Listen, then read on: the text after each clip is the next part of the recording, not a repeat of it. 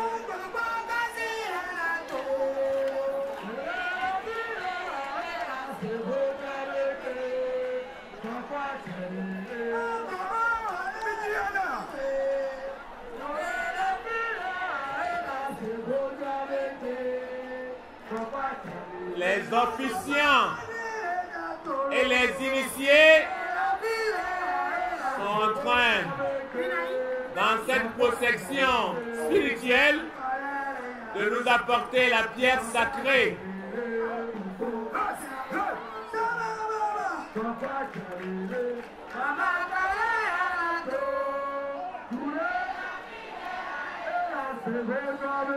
S'il vous plaît, mesdames, messieurs les caméramans et photographes, mettez-vous de côté et suivez les consignes des protocoles.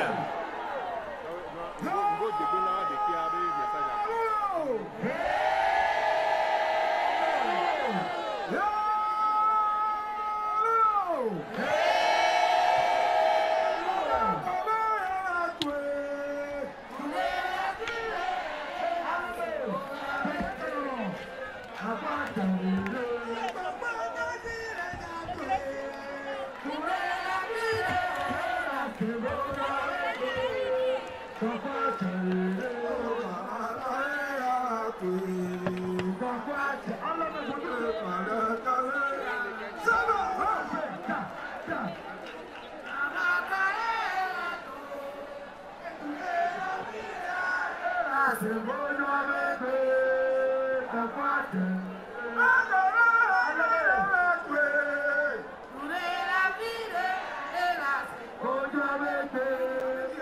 va me la poêle. Elle va me la poêle. Et une fois que vous avez la pièce sacrée à votre niveau, faites vos prières avec les vibrations, les énergies positives qu'elle apporte, vos vœux seront exaucés.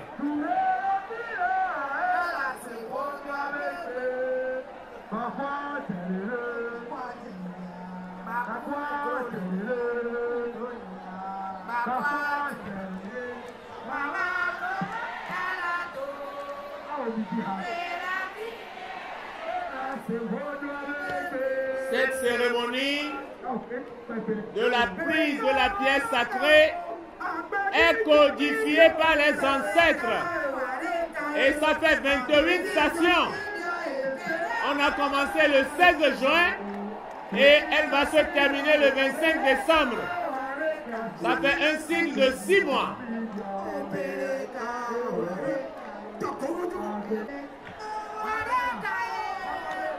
Mais maman Gogomia, il y avait que Dodoro, Mianoé.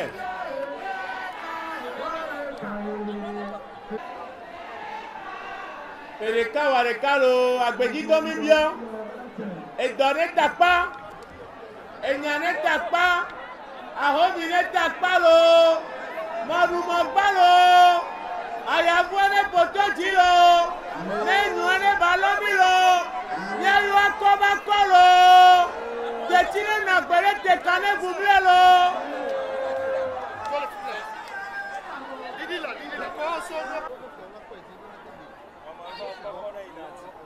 Maintenant, nous allons écouter le message de la pierre sacrée. C'est aussi un moment très important. On ne peut pas voir la pierre sans écouter le message et surtout les recommandations.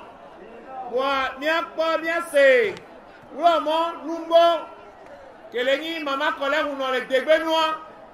Angekeye mama savanamia wala monumbo la so sonamilo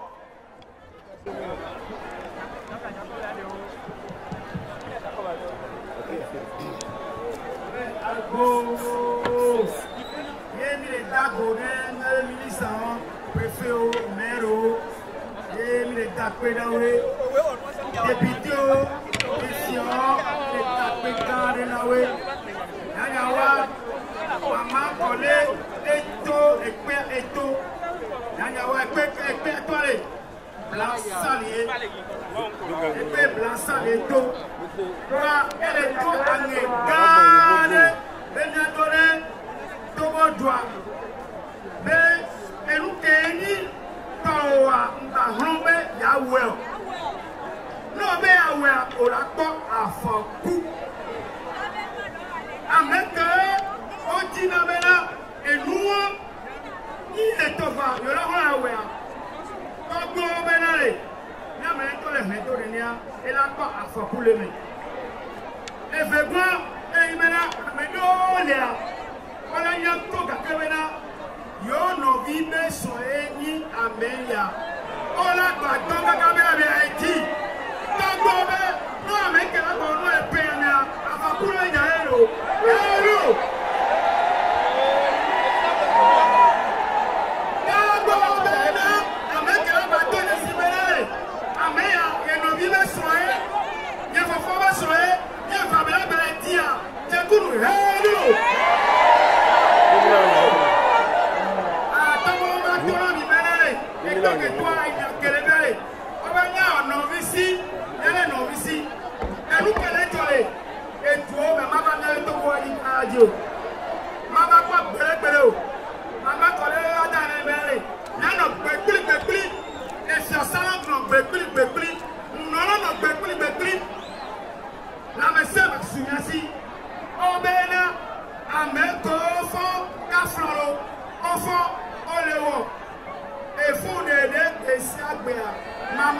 et là, et bon, femme de Bouassi, Péamelo, Tekoulou, Hello.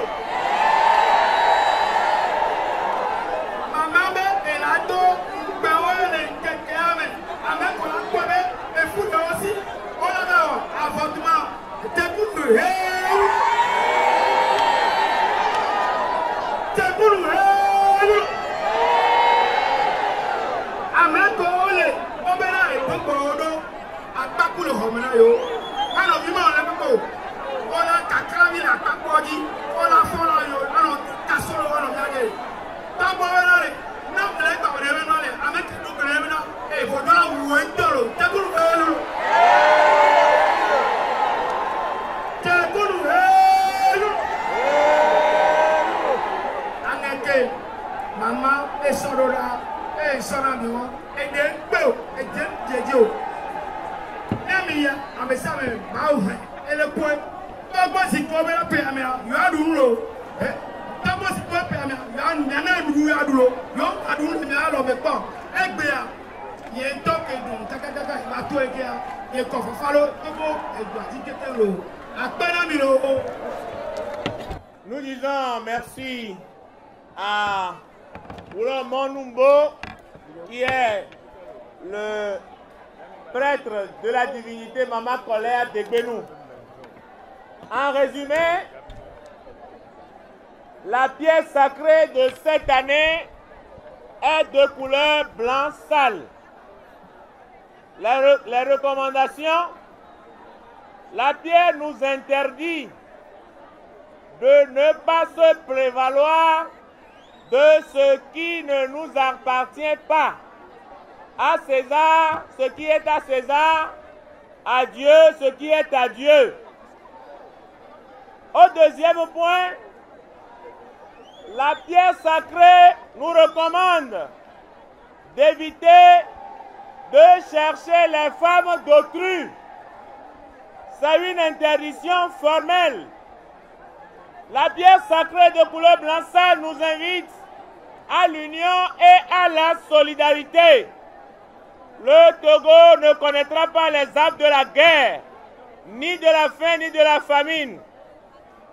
Aux jeunes femmes et filles, il est recommandé d'éviter les avortements provoqués et aux malfaiteurs de cesser de faire le mal. Et en dernière recommandation, la pierre nous recommande de faire des immolations à nos sièges ancestraux. Merci et que les mânes de nos ancêtres vous bénissent abondamment. Demain, c'est le jour de l'invocation des morts et le samedi matin, l'immolation au temple mystique à Glidi. Le dimanche sera le jour de l'an et les cérémonies continuent avec le mardi Ekmadjakbonu, mercredi Ekmalakbonu, jeudi après-midi Ekmaïra. Et si les calculs sont bons, le jeudi prochain à la huitaine, nous verrons la nouvelle lune.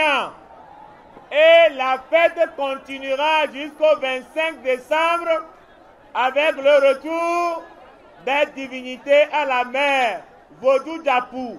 Merci à toutes et à chacun et merci aux membres du gouvernement. Transmettez au président du conseil nos fraternelles salutations et dites-lui que nous serons heureux de l'accueillir la prochaine fois. Merci, merci. Et merci à Penamilo. Si tu as bien des mots, bien de Boubou de Nato la cité. Wawela Djenko. Bawemila Klawadolo. A Penamesia Melo. Et soit là dans la Oludure Benavio. Baweola Yangoli Wetrogba. Memela Bea. Et sur la Wunu. Nefia Wunu Kwa Wunu le Nou Wantie Walo. Parce que la Bea Ninga Wala Belo. Yemi la do pegbe ne mia nono lo. Blala gbea. A ikpala jo agbonu. Kura gbe akpala no agbonu. Yora gbe akpala iho. Eye ne pe ado pebe gbea. Ne pe ado pebe gbea. Yora gbea keke ni gbele ke we tri eye la je. Eji yemi aglo be mi do pe ye mentonto lo. Apena mi lo. Demi jemo emone du dopo gbawe mi ajemo lo. Etoma kana mi lo. Edama nyona mi lo. Fesuma kana mi lo. Leke mi le mi su baba pe ya mea. Unku ke pape ya me to alagba pape bi ya me to alo. Le la me semelo. E gane je gadilo. Dogbe o ba chene do mi atomelo. Bye bye.